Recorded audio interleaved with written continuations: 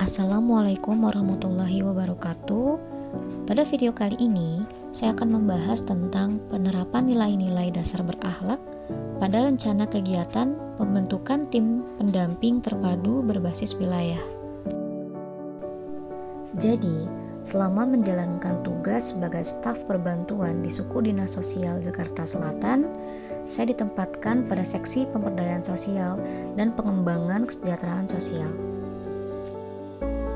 Salah satu program yang dijalankan pada seksi ini adalah pelatihan usaha ekonomi produktif atau disingkat UEP yang ditujukan bagi penyandang disabilitas dan masyarakat fakir miskin. Pelatihan yang diberikan umumnya berupa keterampilan kuliner sebagai upaya mendorong kemandirian ekonomi peserta.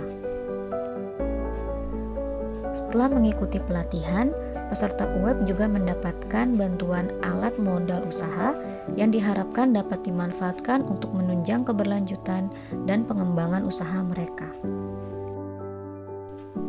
Dalam rangka memastikan bantuan tersebut dimanfaatkan secara optimal, dilakukan kegiatan monitoring dan evaluasi pemanfaatan alat modal usaha. Namun, dalam pelaksanaannya masih ditemukan beberapa kendala. Salah satunya adalah kurang optimalnya koordinasi dengan perangkat wilayah, sehingga sebagian pihak di wilayah belum merasa dilibatkan secara aktif.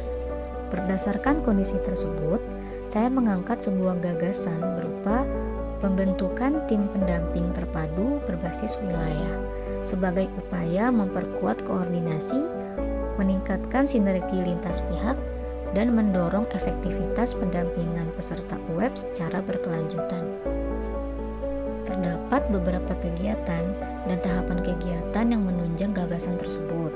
Namun di sini saya akan membahas salah satu kegiatannya, yaitu mengobservasi dan memahami kondisi lapangan. Pada tahap awal kegiatan, saya melakukan observasi dengan mengamati langsung alur pelayanan dan pola pendampingan yang selama ini berjalan di seksi. Kegiatan ini menjadi langkah penting bagi saya sebagai CPNS untuk memahami bagaimana proses kerja dilaksanakan secara nyata, mulai dari alur pelayanan, peran masing-masing petugas, hingga bentuk pendampingan yang diberikan kepada peserta program. Melalui kegiatan ini, saya menerapkan nilai kompeten dengan cara aktif belajar dari proses yang ada, mencatat hal-hal penting, serta memahami tugas dan tanggung jawab setiap pihak yang terlibat. Bagi saya, proses observasi bukan hanya melihat, tetapi juga menjadi sarana pembelajaran agar saya memiliki pemahaman yang utuh dan mampu berkontribusi secara tepat dalam mendukung pembentukan tim pendamping terpadu. Selain itu, pada tahapan ini saya juga menerapkan nilai akuntabel. Saya melakukan pengamatan secara objektif dan mencatat hasil observasi secara sistematis berdasarkan fakta yang ada di lapangan, tanpa menambahkan asumsi pribadi tentunya. Hal ini saya lakukan agar setiap informasi yang saya peroleh dapat dipertanggungjawabkan dan digunakan sebagai dasar yang valid dalam perumusan langkah selanjutnya. Pada tahapan kedua, saya mencatat pihak-pihak yang selama ini terlibat dalam proses pendampingan peserta program, seperti staf Dayasos, pekerja sosial, pendamping jakpreneur, kasatpol sosial kecamatan, TKSK kecamatan, serta pendamping sosial kelurahan. Dengan mengetahui siapa berperan sebagai apa, saya dapat melihat bagaimana pola kerja dan alur koordinasi yang selama ini berjalan di lapangan. Melalui kegiatan tersebut, saya menerapkan nilai kolaboratif, yaitu dengan membangun pemahaman bersama bahwa keberhasilan pendampingan sangat bergantung pada sinergi dan koordinasi antar pihak. Pemetaan peran ini menjadi langkah awal untuk memperjelas jejaring kerja tim pendamping berbasis wilayah, sehingga komunikasi dan kerjasama dapat berjalan lebih efektif. Pada tahapan ketiga, saya mulai mengidentifikasi berbagai kendala yang terlihat di lapangan, seperti kurangnya koordinasi dengan pendamping berbasis wilayah maupun komunikasi dengan warga masyarakat. Dalam menghadapi kondisi tersebut, saya berusaha bersikap adaptif dengan cara mencatat setiap permasalahan yang ditemukan, memahami penyebabnya, serta membuka diri terhadap kemungkinan perbaikan mekanisme kerja yang lebih efektif. Saya menyadari bahwa dinamika di lapangan menuntut kemampuan untuk cepat menyesuaikan diri, bersikap fleksibel, dan responsif agar pelayanan tetap berjalan optimal. Di sisi lain, dalam menyampaikan kendala yang ditemukan, saya tetap menjunjung tinggi sikap loyal terhadap instansi.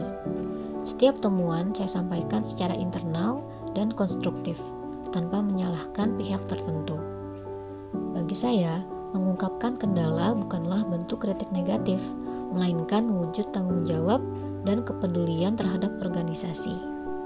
Dengan menjaga nama baik instansi dan mendukung upaya perbaikan mekanisme kerja, saya menegaskan bahwa evaluasi yang dilakukan merupakan bagian dari loyalitas saya untuk mendorong peningkatan kualitas pelayanan kepada masyarakat. Pada tahapan terakhir, saya melakukan diskusi informal dengan rekan kerja untuk memahami kebutuhan nyata di lapangan.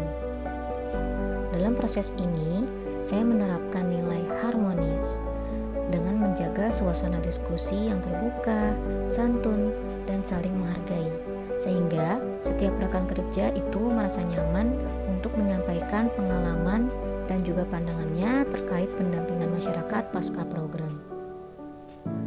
Melalui komunikasi yang empatik dan saling menghormati, saya memperoleh gambaran yang lebih utuh mengenai kondisi penerima manfaat di lapangan.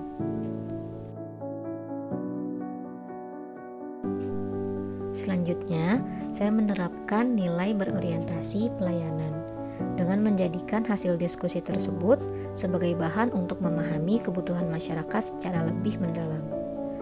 Masukan dari rekan kerja saya gunakan untuk memastikan bahwa pembentukan tim pendamping itu benar-benar menjawab kebutuhan penerima manfaat, bukan sekedar mengikuti prosedur administratif. Dengan demikian, setiap langkah yang saya lakukan akan berfokus pada peningkatan kualitas pelayanan sosial yang lebih tepat sasaran dan bermanfaat bagi masyarakat.